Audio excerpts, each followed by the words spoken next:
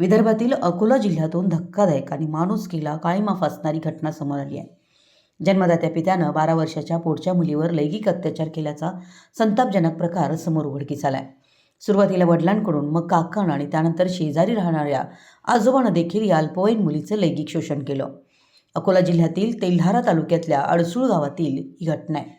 दरम्यान या धक्कादायक प्रकरणाचं गांभीर्य पाहता तेल्हारा पोलिसांनी तत्काळ दखल घेत कुटुंबातील 2 आणि आजोबाविरुद्ध गंभीर स्वरूपाचा गुन्हा दाखल केला आहे. दरम्यान त्रास सहन झाल्यानं मुलीनं अखेर शाळेतील शिक्षकांसमोर वडिलांसह इतरांची तक्रार मांडली होती. त्यानंतर हे संपूर्ण धक्कादायक प्रकरण उघडकीस आलं.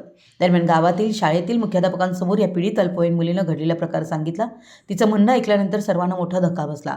त्याचवेळी चाइल्ड लाईनच्या महिला अधिकाऱ्यांकडून शाळेतील विद्यार्थ्यांसाठी मार्गदर्शन समुपदेशन कार्यक्रमाचं आयोजन करण्यात आलं होतं. या दरम्यान चाइल्ड लाईन आणि शाळेतील मुख्याध्यापक गणेश ठाकरे यांनी घटनेचं गांभीर्य पाहता तातडीनं तेल्हारा पोलीस ठाण्यात दाखल झाले. पोलिसांनी देखील हे प्रकरण तितकंच गांभीर्याने घेतलं. मुख्याध्यापकांच्या तक्रारीनंतर वडिलांसह काका आणि शेजारी राहणाऱ्या एका म्हाताऱ्यावर गुन्हे दाखल केलेत. अपराध क्रमांक 382/25 कलम 64(2) FM 65(1) BNS सह 468 बाल संरक्षण कायद्याअंतर्गत हे गुन्हे दाखल झालेत. तेल्हारा पोलिसांनी दिलेल्या माहितीनुसार वडील आणि काका गेल्या 6 अल्पवयीन मुलींचं लैंगिक शोषण करत होते. 6 महिन्यापासून पोलिसांनी या प्रकरणात आरोपी वडील आणि शेजारी राहणाऱ्या आजोबाला अटक केली आहे.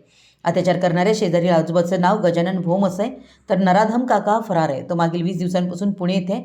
दरम्यान मुलीचं वय 12 वर्ष 8 महिने 22 दिवस असून ही अल्पवयीन असल्याचं माहीत असतानाही तिचं वारंवार लैंगिक शोषण केलंय. या प्रकरणी अधिक तपास पोलीस उपनिरीक्षक निलेश ठाकरे करतायत.